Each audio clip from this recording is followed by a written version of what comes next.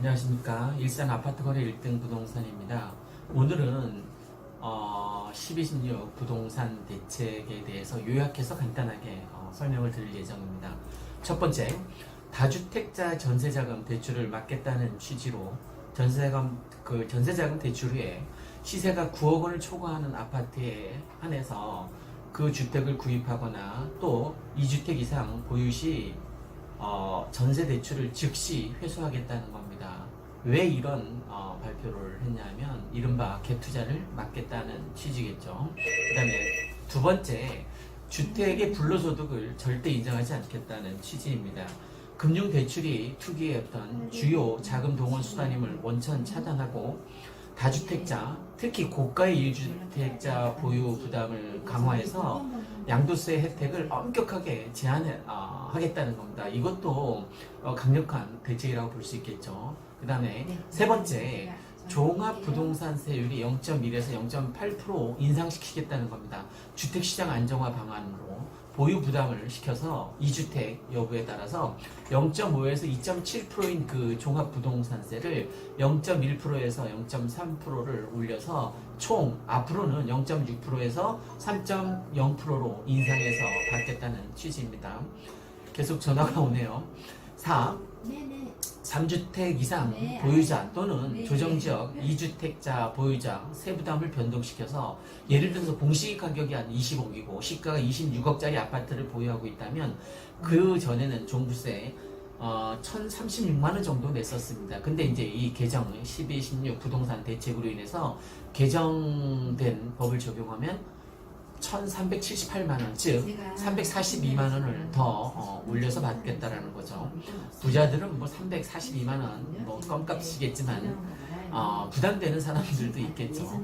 그 다음 다섯 번째, 조정 대상 지역 2주택자의 세부담을 높이겠다는 겁니다. 지금까지는 200%였는데 그 200%를 300%로 올리겠다는 거죠. 세부담을 더 강화시켜서 부동산 투기를 막겠다는 취지입니다. 마지막으로 여섯 번째, 서울시 18개 구를 포함해서 과천, 하남, 광명 분양가 상한제를 지정하겠다는 겁니다.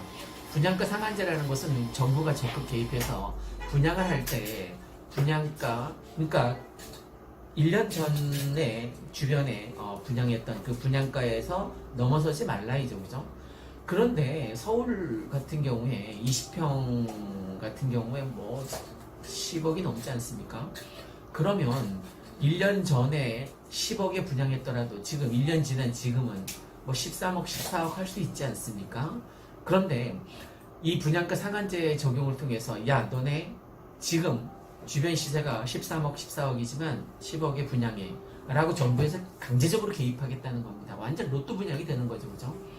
어쨌든 1216 부동산 대책이 일산 백마마을에 미치는 영향을 살펴보면 거의 없습니다.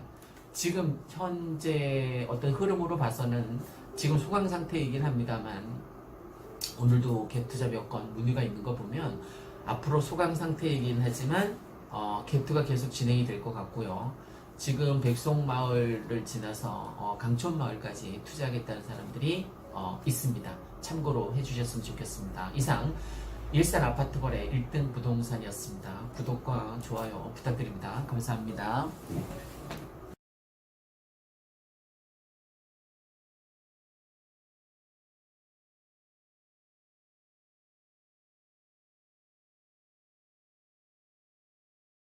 안녕하십니까. 일산 아파트 거래 1등 부동산입니다. 어제 정부에서 1216 부동산 안정화 정책을 발표했는데 많은 고객분들이 일산하고 어떤 직접적인 연관이 있느냐라는 질문을 많이 해주셔서 동영상을 찍게 되었습니다. 오늘은 1216 부동산 안정화 정책과 일산 백마마을이나 강촌마을과 어떤 연관성이 있는지, 연관성이 있다면 앞으로 어떻게 대처해야 되는지 한번 살펴보도록 하겠습니다. 주택 가격을 안정화시키기 위해서 정부에서는 분양가 상한제라든가 아니면 세제 강화를 통해서 취득세라든가 보유세라든가 양도세율을 높이는 정책을 써왔습니다. 그동안 대출 규제를 통해서 분양 보증 심사를 통해서 분양가를 통제하고 특히 다주택자들을 거의 적대시하는 정책을 펴왔는데, 그래서 다주택자 양도소득세를 강화하고 보유세를 엄청 강화시켰습니다.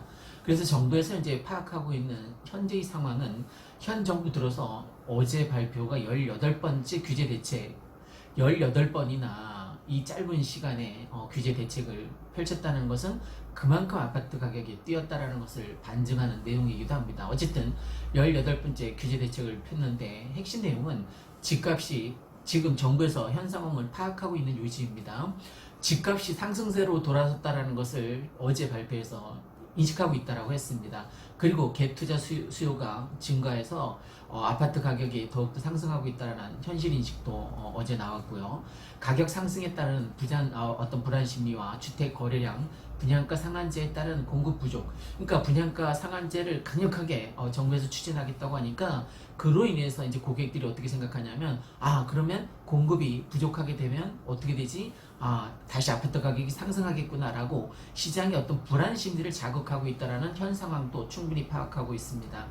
저금리 기조로 인해서 자금 조달이 보다 용이하고, 또 투자 비용이 낮고 높은 전세가율로 인해서 대출 갭투자, 또 전세 대출을 통해서 갭투자, 그 다음에 낮은 보유 부담으로 인해서 이제 아파트 투기 세력이 점점 증가하고 있다라고 보고, 그리고 실제 아파트를 내놓는 게 아니라 증여의 어떤 방안으로 활성화시키고 있다는 측면도 아파트 가격 상승의 한 요인이 되었습니다. 이런 것들을 현 정부에서 충분히 파악하고 있어서 12.16 부동산 안정화 대책을 강력하게 내세운 거죠. 어제의 핵심 내용과 일산의 연관성을 따져보기 위해서 이제 조목조목 핵심 내용만 살펴보겠습니다. 9억 초과분 담보 관리를 강화하겠다고 합니다. 일산에서 9억은 넘는 거 킨텍스 아파트 말고는 없는 것 같아요. 킨텍스는 더군다나 조정지역이 해제되지도 않았고요. 그래서 대부분의 일산 동구, 일산 서구 지역과는 직접적인 연관이 없습니다. 그 다음에 15억 이상 아파트, 시세가 15억 이상이면 아파트 대출을 절대 해주지 않겠다라고 하는데, 뭐 9억원짜리도 없는데 15억짜리는 더더욱 없습니다. 일산과 연관성 없습니다. 그 다음에 주택 보유에 대한 부담을 강화해서 양도소득세 제도를 보완하고, 특히 조정지역, 그러니까 우리 일산은 조정지역에 세제됐기 때문에 이것도 해당 사항이 없습니다. 그죠? 조정지역의 2주택 종부세 상한율을 200%, 그동안 200%였는데 그걸 300%까지 확 올리겠다는 거죠. 그죠? 그러니까 한 해에 3배 이상 받을 수 있게 법을 개정하겠다는 겁니다. 그래서 200%에서 300%로 종부세 상한율을 상향 조정했습니다. 이것도 조정지역 해제되었기 때문에 상관이 없습니다. 10년 이상 보유자 경우 조정지역 다주택자 양도소득세 증가를 내년 6월까지 배제하겠다라는 내용인데, 이거는 내년 4월 총선 때문에 아마 내년 6월까지는 팔아라 뭐 이거일 것 같습니다. 적어도 총선이 있는 4월까지는 거래를 해야지만 6월까지 잔금을 치를 수 있기 때문에 6월까지 배제를 시켜주겠다. 그러니까 퇴로를 열어줄 테니까 그때까지 팔아라.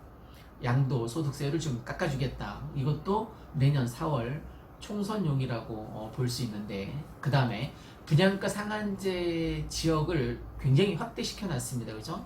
이것도 뭐 지금 우리가 분양가 상한제를 일산 동구나 서구에서 해당되는 지역이 거의 없기 때문에 이것도 해당 사항이 없습니다. 그래서 결론 말씀드리면 12.16 부동산 안정화 정책과 일산 백만마을 강촌마을과는, 특히 서구 후곡마을과는 크게 관련된 게 없다. 오히려 풍선 효과라고 들어보셨죠? 오히려 다른 지역을 이렇게 규제함으로 인해서 일산 지역은 더 오히려 풍선 효과로 인해서 지금까지 아파트 가격이 조금씩 상승되는 것처럼 더욱더 탄력을 받아서 풍선 효과가 일산 지역이 아마 혜택을 보지 않을까 싶습니다. 이상 일산 아파트 거래 1등 부동산이었습니다. 고맙습니다.